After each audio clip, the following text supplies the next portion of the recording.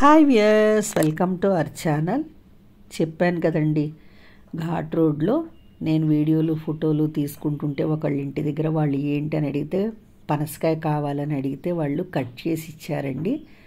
వాళ్ళు వెంటనే కట్ చేసుకోమన్నారట. నాకు అర్థం కాలేదండి, అది కన్నడ కదా, అందువల్ల నేను పండలేదు పచ్చికాయ అని చెప్పి నేను బ్యాగులో దాన్ని కట్టేసి ఉంచేసానండి. ఒక 2 days మెత్తగా అయిపోయిందండి. ఈరోజు బ్యాగ్ ఓపెన్ చేసి చూసేటప్పటికి చాలా సాఫ్ట్గా అయిపోయింది.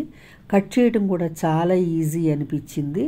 జాగ్రత్తగా ఇట్లా మధ్య కట్ చేసేసుకొని తొనలన్నీ ఒలిచానండి. మెత్తగా అయిపోయినాయి తొనలు కూడా. చూడండి, ఎక్కువ కష్టపడలేదండి. ఒక పావు గంటలోనే కాయ మొత్తం ఒలిచేసాను. మామూలుగా అయితే మనం పనసకాయ కట్ చేసేటప్పుడు చాకుకు కానీ కత్తిపేటకు కానీ మనం గ్రీస్ చేసుకుంటామండి. కుకింగ్ ఆయిల్ మనం వంట నూనె తీసుకొని చేతులకి చాకుకి అప్లై చేసుకొని వలవాలండి, లేదంటే జిగురు పోదు. నేను చాకుకి నూనె ఏమి అప్లై చేయలేదండి, ఎందుకంటే మెత్తగా ఉందండి, అసలు చేతికి అంటుకోలేదు. మెత్తగా ఉండటం వల్ల చాలా ఈజీగా తీసేసాను. ఈజీగా పై చెక్కు కూడా వచ్చేసిందండి. లోపల కూడా తొనలు చాలా సాఫ్ట్గా ఉన్నాయి. దీంతో హల్వా చేసుకోవచ్చు, బొబ్బట్టు చేసుకోవచ్చు, దోశ వేసుకోవచ్చు. అంటే జాక్ ఫ్రూట్ దోశ అని చాలా ఫేమస్ అండి. జాక్ ఫ్రూట్ ఫెస్టివల్ జరుగుతుంది మ్యాంగ్లూర్లో, మొన్న సాటర్డే జరిగిందండి. ఇప్పుడు ఇవి నేను జిప్ కవర్లో పెట్టేసి ఫ్రీజర్లో పెట్టేసుకుంటానండి. దోశ ఎలా వేయాలి, దానికి ఏమేంటి కావాలి అనేది రేపటి వీడియోలో చూసేద్దామండి. ముందు మనం చక్కగా ఇదంతా క్లీన్ చేసేసుకొని ఇవి స్టోర్ చేసుకోవాలండి. స్టోర్ చేసుకొని మనం దోశ వేసుకుందాము.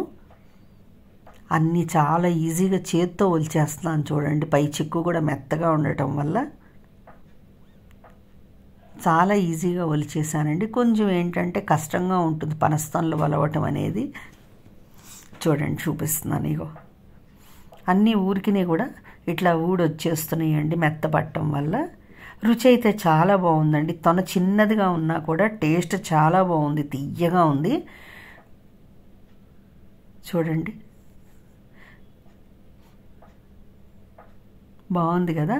ఎప్పుడన్నా మీరు పనసపండు కనుక తెచ్చుకుంటే చక్కగా నూనె రాసుకొని ఇట్లా ఒలిచేసుకోండి. కాయ మధ్య కట్ చేసేసుకొని ఇలాగ తొనలు ఒలిచేసుకోవచ్చండి. చాలా ఈజీ. ఇవి చాలా కాస్ట్ ఎక్కువగా ఉన్నాయండి బయట కొనాలంటే. పనస్తొనలు చాలా రేటు చెప్తున్నారు. చక్కగా ఎప్పుడన్నా మనకి ఇట్లాగా కాయ గనక మనం బేరం అడిగి కొనుక్కొచ్చుకున్నామంటే బయటికి వెళ్ళినప్పుడు ఇలా ఈజీగా ఒలిచేసుకొని మనం స్టోర్ చేసేసుకోవచ్చు అండి జిప్ కవర్స్లో. మీరు కూడా ఒకసారి ట్రై చేసి చూడండి. మీకు కనుక ఈ వీడియో నచ్చినట్లయితే లైక్ చేయండి, షేర్ చేయండి, సబ్స్క్రైబ్ చేయండి.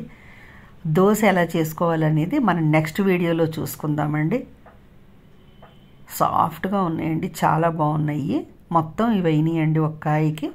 Thank you.